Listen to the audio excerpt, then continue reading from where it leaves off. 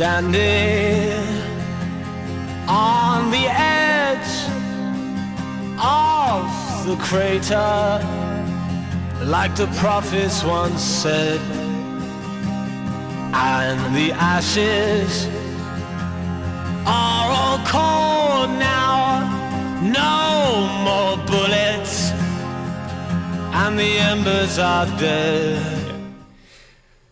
So let's backtrack slightly to we beat Quiet and we finally get up to the power station and we see what Huey is doing, and he is of course building Sahelanthropus for Skullface.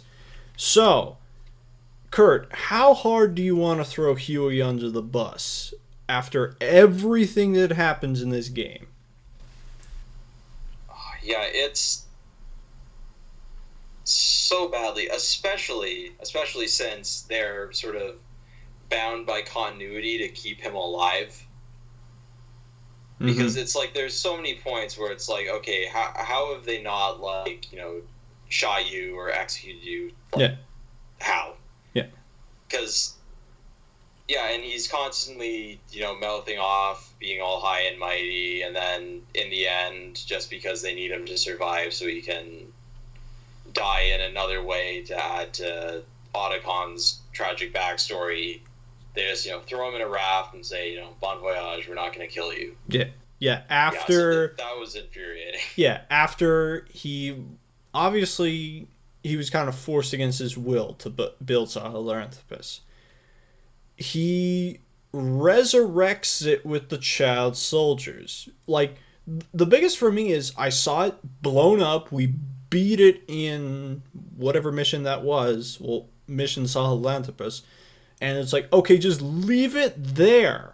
Just, why do we need to bring it home with us? I get it that it's a symbol of our triumph, but having it here is a problem. Yeah, and it's, I can understand maybe not wanting to leave it there for Cypher to pick up and then repair and use for some other nefarious purpose, even after Skullface was gone. But yeah, just the fact that, like, as soon as they get it back, even after you've, like, destroyed it, it immediately, like, stands up again. It's like... Yeah. I was thinking that maybe they were going to use that and play into, I think... I'm not sure if it's Metal Gear or Metal Gear 2. But basically, I know, like, I don't remember what... Because one of them is Metal Gear D. I'm not sure if that's the first one or the second one. But I thought maybe Sahelanthropus was going to become the Metal Gear Solid Snake has to destroy in the first game. I totally thought that's the angle they were going to go for. So I was a little surprised when they just ran off with it. Yeah. And then, of course, we have, like, the whole setup to one of the best missions of the entire game is the quarantine mission. You get this info of, okay, it's the vocal cord parasites are active again, and this time it's got an even more serious case because it might go airborne. Deal with it. Like, we've got a team ready to go. No, I'm going to take this and do this myself. And that mission is rough. Yeah, and to be honest, I think it's like just such a waste of potential to have that tacked on at the end of the game. To be honest, and it is kind of disappointing the way it's resolved, where everybody's like, okay, you know, you did what you had to do, and then Huey's just being an ass and mouthing off. Yeah. I really think if they had put that more so towards the center of the game and really use that to, like, kickstart his, like, Venom's sort of descent into, like, over to, you know, becoming, like, you know, the nuclear terrorist he is in the first game, like, I think that would have been much more effective, because it was such a good mission. And it was really one of the first times in the game where it really said, like, okay, this is where it gets bad. But then there isn't really any other major story that occurs after it. So while it's so good, I really wish it was placed differently. Had this happened like the part before Code Talker. That would have been really interesting. Just this ness of, if we don't solve this, I'm going to have to do this again. We're going to have to kill more people. So I have to go get this guy now. Yeah, and I think that also would have been a better placement because it really would have sort of like renewed the feelings of like resentment and hate towards Skullface. Like, if before you got him for what he did to Mother Base like 9 years ago, if he had like managed to either like through Huey create the mutant strain and like get you again, it would have been like so much more satisfying when you finally get him right in the end. Mm-hmm. So yeah, I think for all the reasons we've mentioned, it was kind of a misplaced piece of the story. Mm-hmm. Yeah. So, branching off from what you said, let's talk about Skullface, because, man, amazing voice casting. You got a phenomenal voice for that character. Just, he chews up the scenery every time he's there. And even with the silliness of his Lone Ranger mask on, he was still really good. Yeah, and it's like, it's just you kind of have to accept it at that point that there's going to be goofy characters in a Metal Gear game, and it's like, black suit and pretentious villain look. But yeah, I still thought he was one of the best new characters they added. Mm-hmm.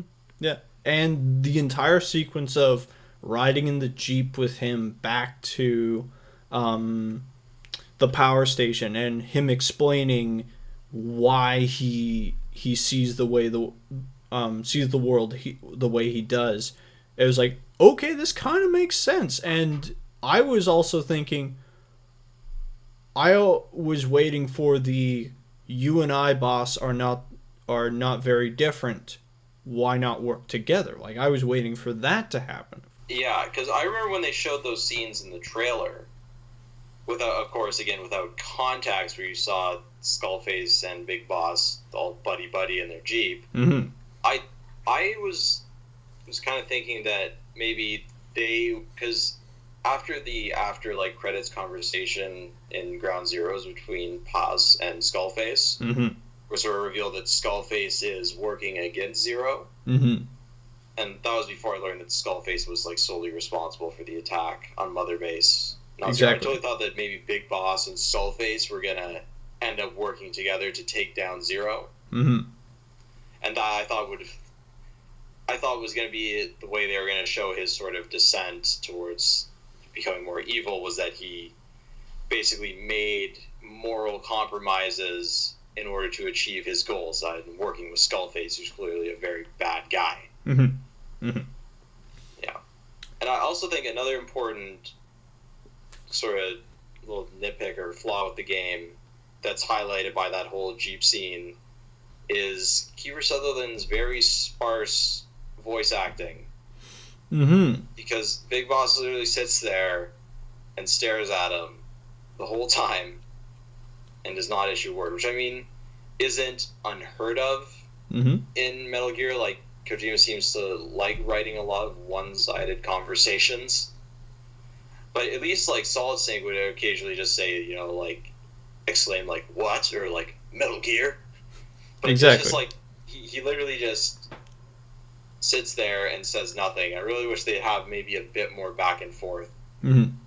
No, that's one thing I'm realizing about this game is, while I liked kind of the minimalist story to it, where it's just sort of up to you to string certain things together, at other times it was just, man, there's way less dialogue in this game than there could be. And going along with sort of the voice tangent, I think Kiefer did a decent job, but it was also at the same time, he's not Hater. He's not Hater. Yeah. Yeah, and one sort of theory that I have heard is that one of the reasons for his so sparse dialogue was probably just like the bill that came along with hiring like a big shot Hollywood actor to voice your video game character.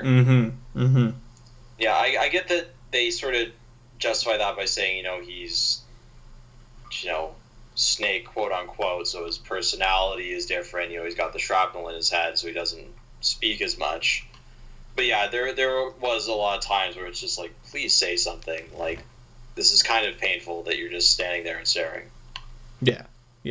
And, like, the thing is that everyone else in the cast puts in their part. Like, I love, what is it, Robert Atkin Downs' Miller, correct?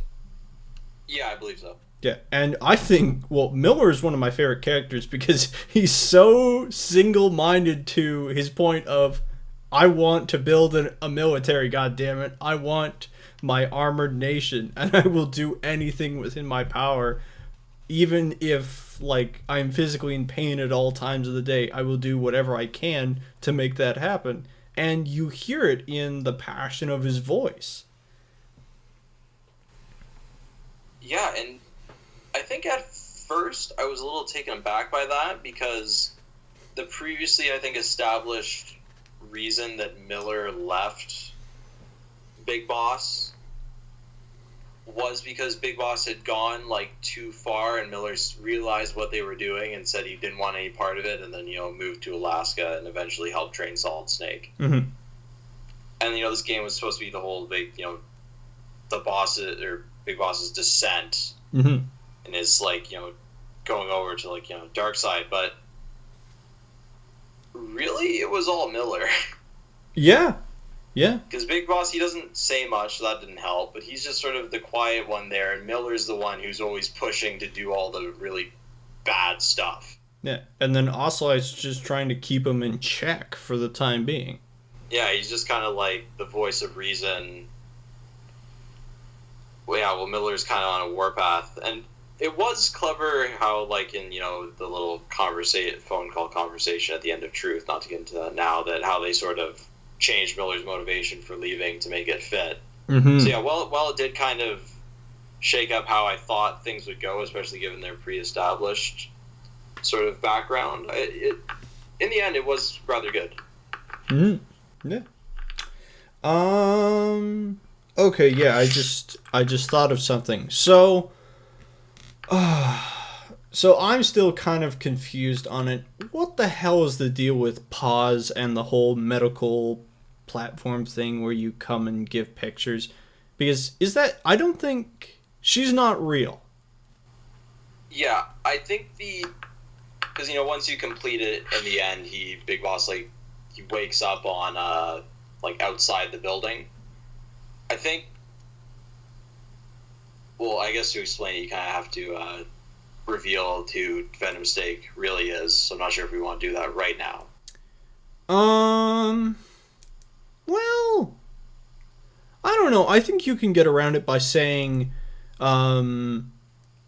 he, like, I initially kind of believed the whole, okay, it was the rocket from the XOF chopper that took them down, not actually Pause having still one of the bombs left inside of her, and they got both out.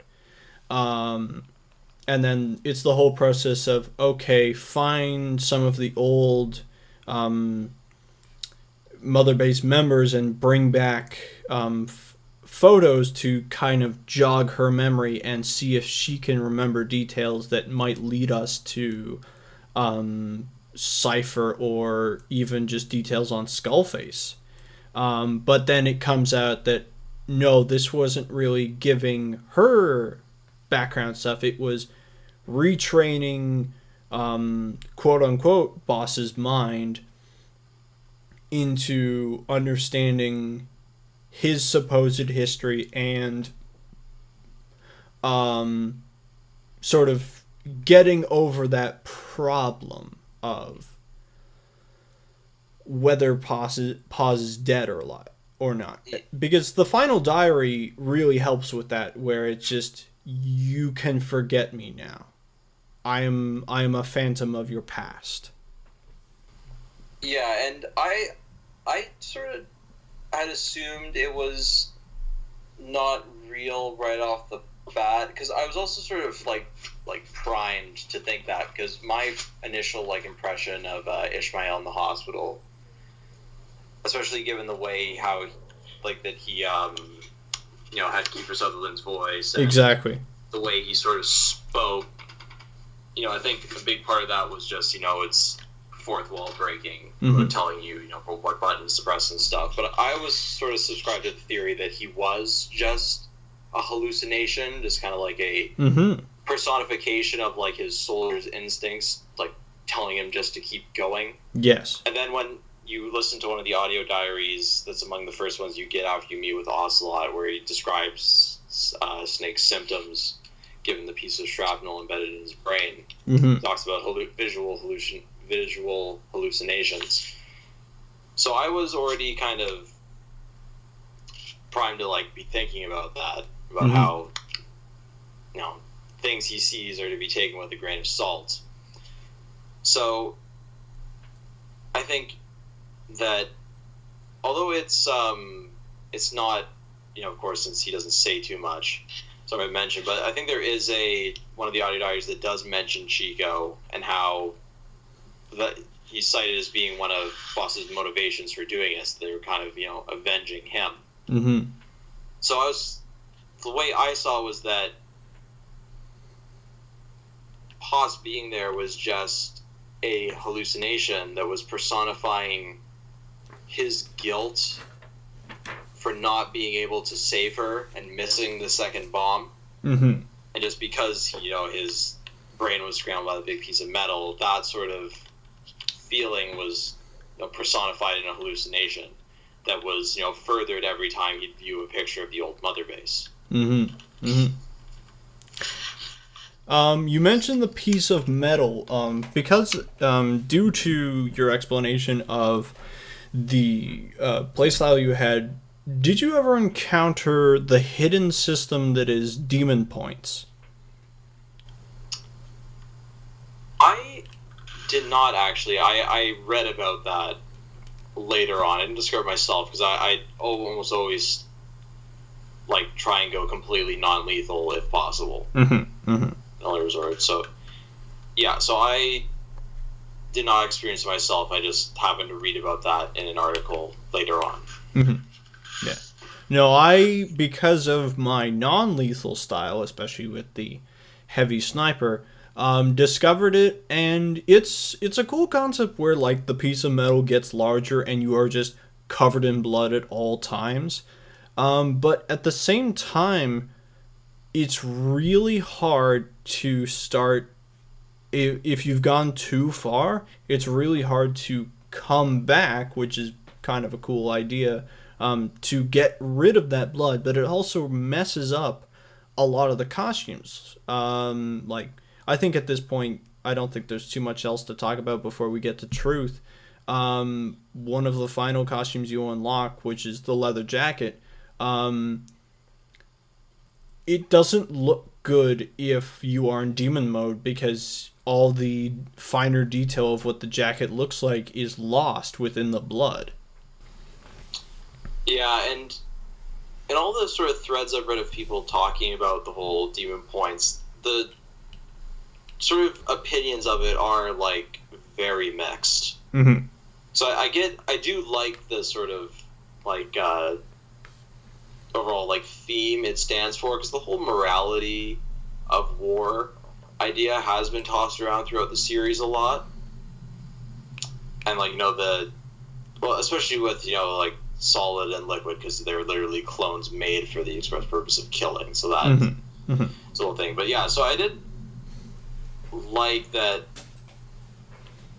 sort of the, you know, symbolism of, you know, if you kill or, you know, build nuclear weapons, it literally turns you into a demon. But then, you know, I hear a lot of people complain because they just say like, okay, it's not like I'm that bad. I'm, you know, killing enemy soldiers who are trying to kill me, and you give me all these options to develop these crazy guns and explosives, but then punish me for using them. And the thing is, I can see where they're coming from. I mean, maybe Metal Gear isn't your game then if you don't want to deal with this kind of goofy stuff.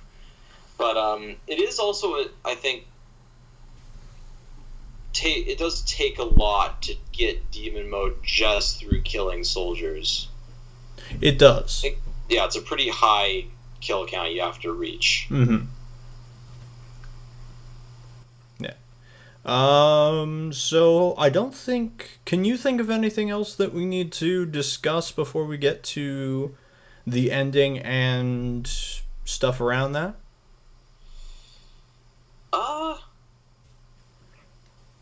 Not off the top of my head. I think it'd be best to sort of get the ending out there and then work off of that. Mm-hmm. Yeah.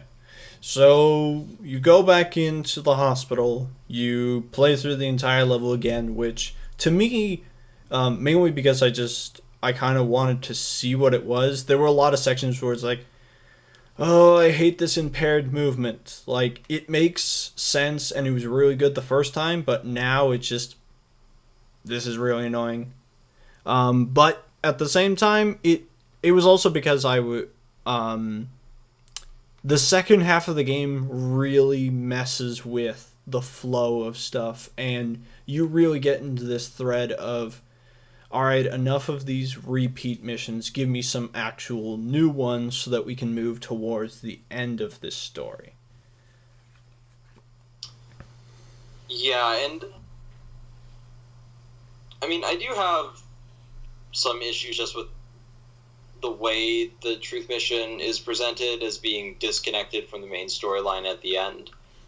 So I get the feeling that maybe it was kind of rushed, but yeah, I was hoping the mission design would... I thought maybe you'd like play as Ishmael and you'd see the same situation from his point of view. Mm-hmm. Mm-hmm. Potentially at some point, because I thought that might have been an interesting way to spin it. Yes. But yes, I did definitely also because I actually went back and replayed the first mission at one point throughout my playthrough just to, I think, get one of the little tick marks in one of the boxes. So then, going through it a third time was, rather monotonous. Mm-hmm. Mm-hmm. But I think it really worked well in, like, the very first part of the mission, like the opening cutscene. Mm-hmm. Where they showed things how they actually happened rather than how they happened through, quote unquote, Snake's eyes. Yes. Because I remember playing through, like, the first mission when the whole thing with the mirror, it's like, okay, design an avatar. Yeah. And then don't use it. Well, I thought that the avatar was going to be for Metal Gear Online. It was just, okay, design your face so that you can use the online feature later. I didn't ever think of maybe this was something more than that. Yeah, and especially because I believe the way one of the doctors said, okay, this is your face up to this point, and you still look like Snake, and then you come out of, like, corrective, like, plastic surgery, hide your identity, and you still look the same. Mm-hmm. And that was just so confusing because it literally makes no sense at all. And so getting to see how it worked, like how it actually happened rather than how it happened through Venom's eyes, was pretty cool. And although it was kind of annoying to have, like, parts of the secret ending, like the opening to it where it shows them all arriving to the hospital 9 years earlier. Mm-hmm. Mm-hmm. It was kind of have this secret ending to have, like, that scene be in one of the first trailers. Mm-hmm. Mm-hmm. Was kind of a bummer because you expect the secret ending to be stuff you had never seen before. Yeah. Well, like, as you said, so let's finally get into it. Ahab is Venom Snake, correct? Is that it? Yes. Mm-hmm. And then Ishmael is actually Big Boss. Yeah. So what I thought is when I finally saw that reveal and, like, Ishmael escapes first and goes away with Ocelot to get on the motorbike and gets all his new stuff and stuff like that, I would have loved to have a sequence of him driving to wherever he was and finally going to wherever his little hideout was going to be. Yeah, and that's the thing. It's even with the way it was revealed of him just hearing Big Boss's voice over a cassette tape, which is kind of funny because that kind of exemplifies a big problem with the story where a lot of crucial information just comes off of a tape rather than a cutscene. Mm-hmm. Mm-hmm. So it's like you had to see that problem before you, but yeah, it was really, and it's not clear when that scene is supposed to take place. Like, when he actually gets the tape and realizes he's not who he thinks he is. Mm-hmm. So I'd really hope, that would have been more integrated into the story, and then, you get to see what happened to the real Big Boss, and potentially see Venom and Big Boss meet again, and actually explain how, like, Zanzibar Land and Outer Heaven came to be. Yeah, there's some pieces there where it's like, what's going on? Yeah, it's like, just I like want to see the whole picture. Gratefully, with some of the best tapes of the entire game, the truth tapes, we get a lot more context with the whole Zero is very much just protecting Boss, because like, if anyone's gonna kill him, it's gonna be me, because I want to finish this.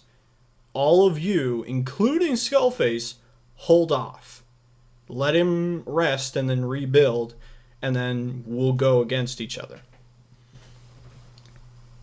Yeah, and it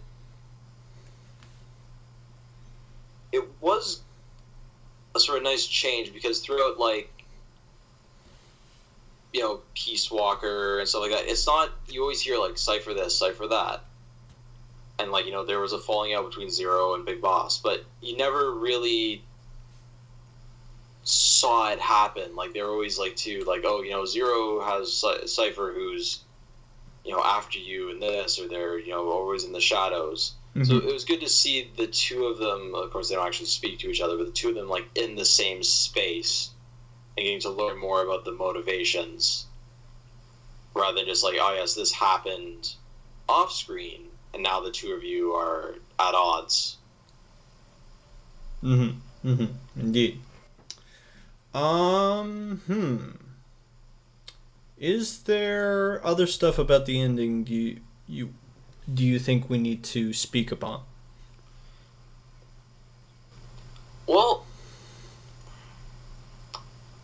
yeah, I think, like, overall, like, the story presented in the game and how it wraps up, like, by itself, while it had a lot of problems with how it was told along the way, the story itself was good. I think the issue I had with it was it really wasn't what we were expecting. And, like, not that, like, I know a lot of people said they felt like it totally cheapened the story that you weren't the real Big Boss, but I don't mind that as much. It's just that this is, like, for the foreseeable future, until maybe Konami sells off the rights to Metal Gear to Sony so Kojima can work on it again. But, like, for the foreseeable future, this was, like, the last Metal Gear game. And I remember reading some, like, not really a fan theory, just an idea that somebody threw around before the game came out, that the after credits conversation, like, that they always have Metal Gear games where it's like either the phone call or something after the credits roll. Yeah. Somebody pitched the idea that would be the opening lines of Metal Gear, like the first, like, top-down shooter game, where it would be Big Boss ordering Solid Snake, like, your mission is, like, Operation Intrude N66 or 99. Yeah. It's like, infiltrate Outer Heaven, destroy the bipedal nuclear weapon Metal Gear, and then maybe have, like, just one line set in return and have, like, David Hayter say it. Yeah. Yeah, one of the... Yeah, sorry, continue. One of the things is that people have pointed out when you see the whole thing with the cassette and Venom listens to it and Boss does the "I am you, you are me, you are just another version of myself." Supposedly, the thing on the table that it then the camera turns to is a version of an MSX, which is the original console that the first Metal Gear was played upon. So there is a sort of indication towards that. Yeah, and even after he flips the tape over, because it says "Man Who Sold the World" on the side that has Big Boss's voice, when he flips it over, it does say "Operation Intrude." So, like, they set it up, but really, you still know almost nothing about how it actually comes to be. Yes. Because I think over the course of the game, like, from the idea I got from the trailers was that, this was going to be the, Fall from Grace story where Big Boss just becomes, like, the villain. Yeah. We encounter. And so one, they had all the clever cuts in the trailer where it looked like he stabbed Eli and that he maybe even, like, shot the child soldiers in the prison cell. And just, like, all this horrid stuff he thought he was going to do. Really, all of it in the end game, like, turned out either to not actually happen or was, like, misrepresented in the trailer to portray something it wasn't. Because really, I think over the course of the game, he doesn't do anything that's, like, really questionable. No. And, like, that really sets him down, like, a bad path. Because, like, I thought the, like, quarantine mission, like, Shining Lights, Even Death, was going to be, like, the start of that. Like, it was there, but they never really, like, showed him, like, really... Because I thought it was, like, in his quest to get revenge on Skullface, he was going to have to resort to doing things that were, like, really awful, but needed to be done to catch him. And really, it didn't happen. It's like, I don't feel like he was any more likely to be the villain of the story at the end of the game than he was in the beginning. So, although, like, they did, throw around some, clever Easter eggs like the MSX and the Operation Intrude tape, it didn't really tie up the gap as much as I was really hoping it would. Yeah. So I think while the story it presents is rather good, it didn't really deliver on the things I was hoping it would, where you literally tie up the loose ends and literally the end conversation would be the start of Metal Gear 1 and you really understand how Big Boss became what he was. Indeed. Yep. And so let's go right from there. Ranking wise, where do you put this, Kurt? In the games that you have played, where does this sit? That's a difficult call because, like, the game has been rated by so many people so highly, but I think really, like, because the actual gameplay of it, other than, like, maybe the missions are repetitive, but, like, the amount of time I spent playing this game just because it was so fun was crazy. Like, the whole, like, the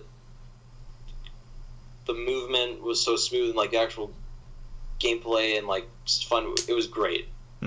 Loved it. And there was, but then I think in terms of, like, the storytelling, like, while the story was pretty good, just the way it was broken up in between these really long gaps of just repetitive missions, all that, and the fact that, like, Boss never said anything, all that really brings it down. So I'm not, it's definitely not like a lot of people saying 10 out of 10, I think, is, or as much as I really want it to be that good.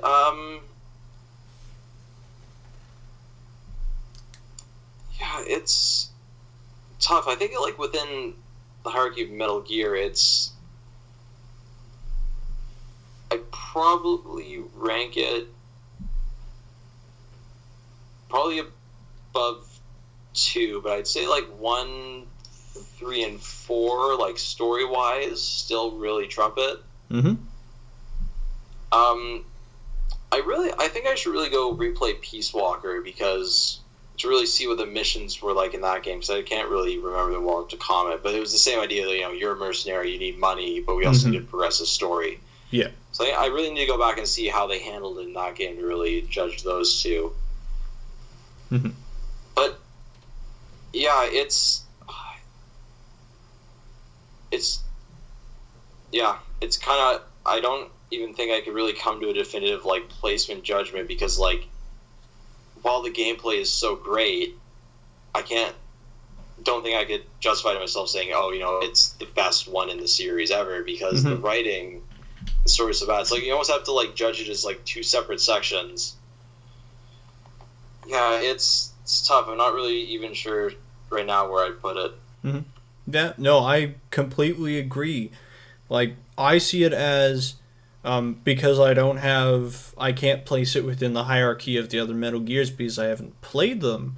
I will still say for 2015, Metal Gear was my game of the year, but I put the caveat of it is, I would put it at like a 9 out of 10. Like, it's not perfect, and there are definitely flaws with it, but I had so much fun doing almost nothing of just running around in an open world, just choosing how to combat the situations that I was presented with garden placements and vehicles and stuff like that, and just being engrossed in this world and this environment. Like, I pretty sure my hour count is 188 hours total.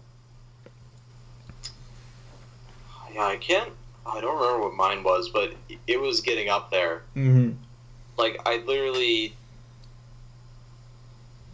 turn on my Xbox and say, like, out of all the games I could play, I'll play this one. Like, I'll be grinding through a bunch of ridiculous side ops that are, like, things I've done before, but just couldn't stop myself. Yep, because it's either you are getting more GMP to work towards an item that you want to get, or looking for certain ranked staff members. Like, a lot of times it would be, okay, I can avoid this base. I tag everybody, and then I see that one guy with an S rank, and I go, damn it, now I have to go to that base and extract that one guy because I want to get to that next echelon. And it was so smooth of just, you can go to the map and just explore for whatever you need. Do you need materials? Do you need arms? Do you need people? Do you need diamonds? Go look for them, and you'll probably be able to find them. Yeah, and one criticism I've heard come up once or twice about the open world is that it is, well, I mean, there's like the wild animals, but overall it is rather dead. It's kind of like just empty desert or empty jungle interspiced with like a few bases and settlements. So I mean, maybe it would be nice to have like non-combatant like people roaming around, but I think, you know, you could probably make an entire video like this length or double just talking about what was wrong with this game. Yes. A lot. Yeah. But even as much as you can do that, you still had so much fun. So I think it's a tough one to overall rate. But yeah, if to assign a number, I'd probably have to agree with you. Either, you know, very high 8, or put it at the 9. Yep. So by the looks of it, the future is that, well, of course, Konami still holds the IP, and we'll see what happens there because they seem to be so goaded by money. I can imagine a studio like Sony or even Microsoft saying, hey, we'll offer you set amount of $1 million for that IP. And because they're more focused on that at this point, they'll take it. Whereas on the Kojima side of things, he's already looking at building a new studio with his entire team, which I think is awesome. Yeah, he's really didn't miss a step on that. It was, he heard he had a fall with Konami, and then he's already signed on with Sony again. Yep. Ready to go. And I know it's he's probably, I don't know how many times now he said that X game is the last Metal Gear title I'll be working on, because it's been multiple at this point. So yeah, I'm not sure if this will be like the sort of kick he needs to actually like go through with that, and he'll move on to something else now that like he literally doesn't currently have the ability to make more of his game. Exactly. But yeah, so I'm not sure what'll happen. Yeah. Honestly, the thing that I pray for most is that when they were leaving Konami, they just like duplicated all the files of PT or like Silent Hills, just copied that onto hard drives, shoved them in a duffel bag, and just ran. And just have that, because all you need to do is start tweaking names and titles of stuff, and you got a brand new horror IP that like everybody sees that and it goes, oh, this is that thing that got canceled, but it actually wasn't canceled. And if he can coax Guillermo back into working, because Guillermo's been shot down I think twice to make games, and it's really annoying because I really like his style of direction and creation, and I just want that goddamn game. Yeah. And because I remember another thing that was like, even before Metal Gear Solid 5 came out, people were going on about the possibility of using the Fox engine to do like a remake of Metal Gear 1.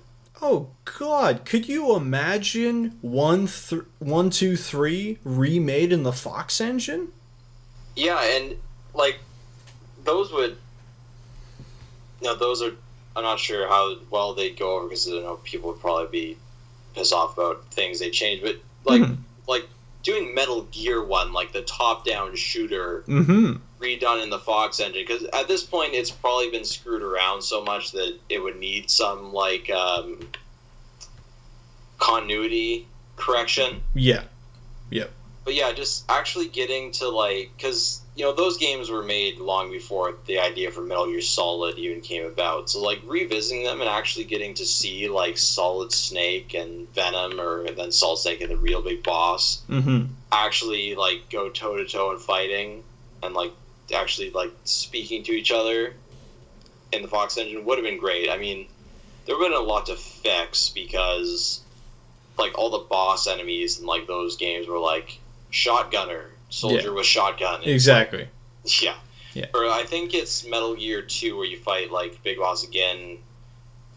You don't have a gun, and he like, you run away from him as he like shoots a handgun at you, and you find like a lighter and an aerosol can and like light him on fire with like an improvised flamethrower.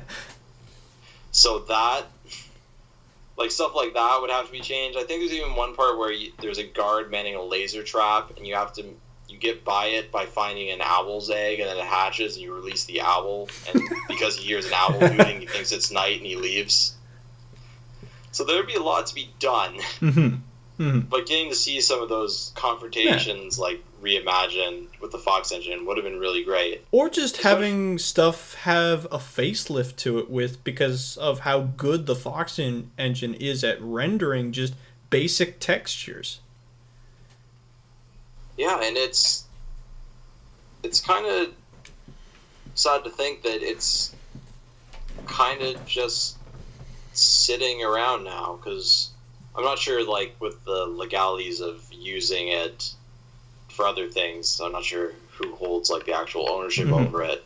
But, like, it was custom made, like, made for this game specifically, and now it's just not really sure if it's going to be used again. Yeah. Supposedly, the main designer for it went to a different company. I can't remember what company was. I want to say it was like he went to work for CD Projekt, the makers of The Witcher, and to help them with their stuff. or something like that. But he went to work for a different company to continue on building engines for different games. Okay. Yeah. Oh. Yeah. No, and then I also think with all this happening, there are a lot of sort of side Metal Gear and non-Metal Gear titles that are Kojima Productions that may or may not be able to happen anymore. For example, I don't know if you know anything about the series of Zone of the Ender games.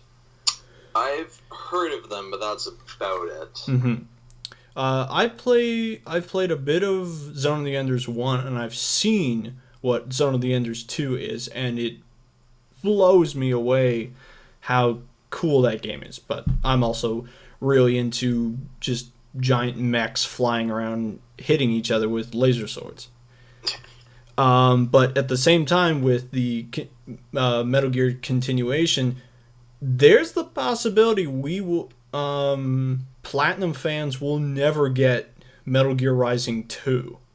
And I don't know if you've played that game, Kurt, but that as a off-tangent game of just, hey, how crazy can we take this? Oh, you can take it that far? Okay, that's interesting. Yeah, I did get it. I played it, and it's just, you just accept that it's so ridiculous, and once you just like allow that to happen, Mm-hmm. it was so much fun. Yeah, because Platinum know how to do high octane, just action where it's just, okay, throw all your knowledge of how the world works and watch Raiden throw a Metal Gear Ray across a city block, run across it, and slash it to pieces. Yeah, and just like the soundtrack they went with, it's just like everything was over the top of Yep. that game, and Yeah. but it worked. Mm-hmm. It did. I think that's about everything. Anything left to add, Kurt?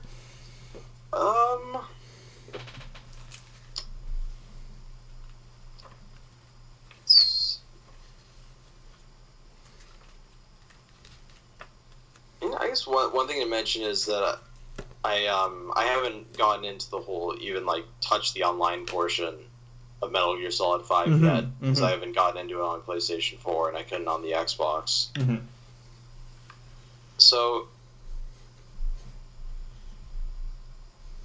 yeah, I guess that's just something to add in the end, that I didn't really factor that into my opinions on it. But I have to say I was really looking forward to the whole FOB thing, which I hear has, its fair share of issues, Mm-hmm. Mm-hmm. as any online game inevitably does. Yeah.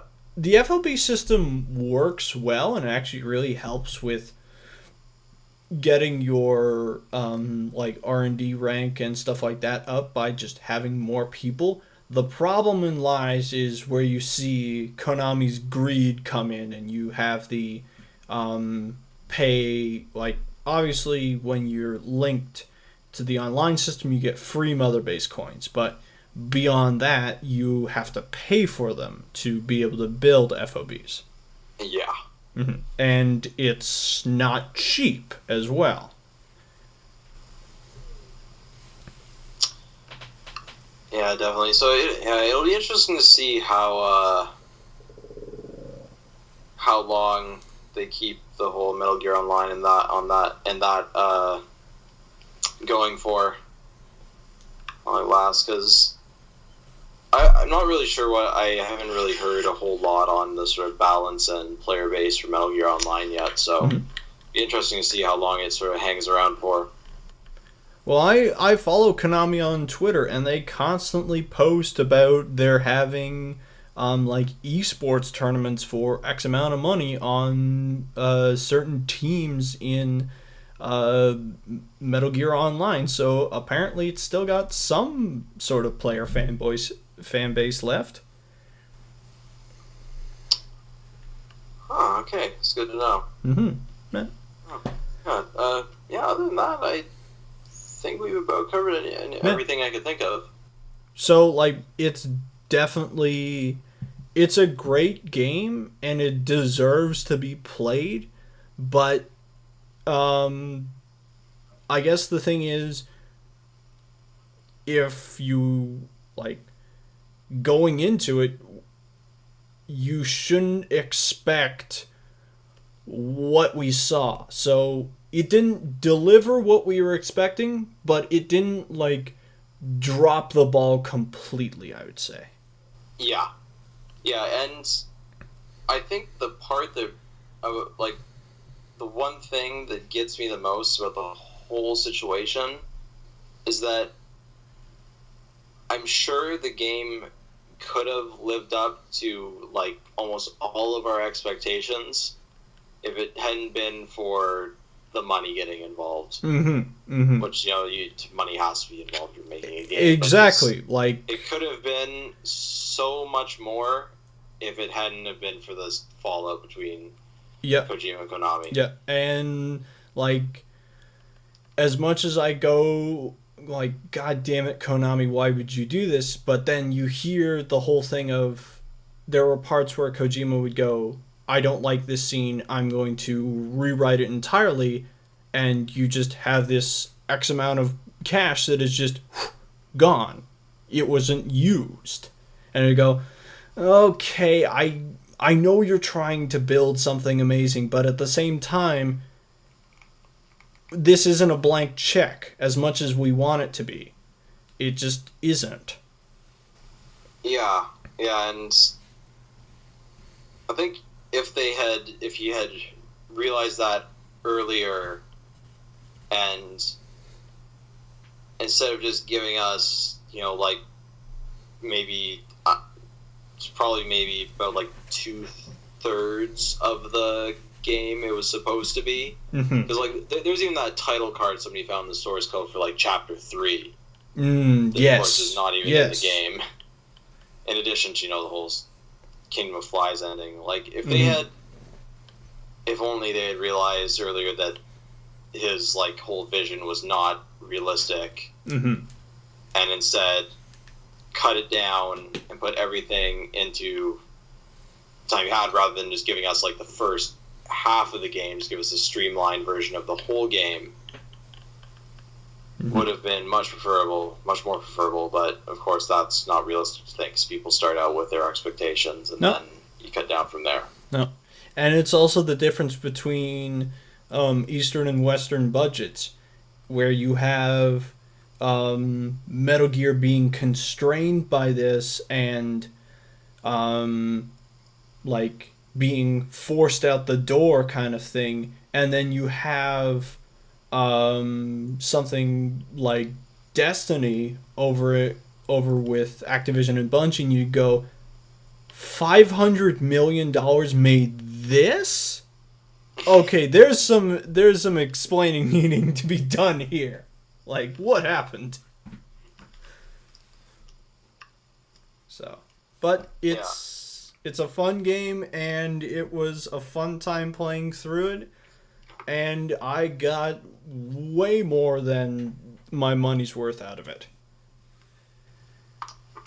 Yeah, I think if his, like, full, like, vision was realized and you got, like, the full length game paying the standard game price, 60, 70, 80, whatever dollars for various systems, would have been one of the better deals in the history of video games. So, yeah, I think for the price you pay and what you get, it's, I think, definitely worth it, especially now that you could probably find used copies of it. Yeah. Like, I don't think there's a reason not to try it out. Nope.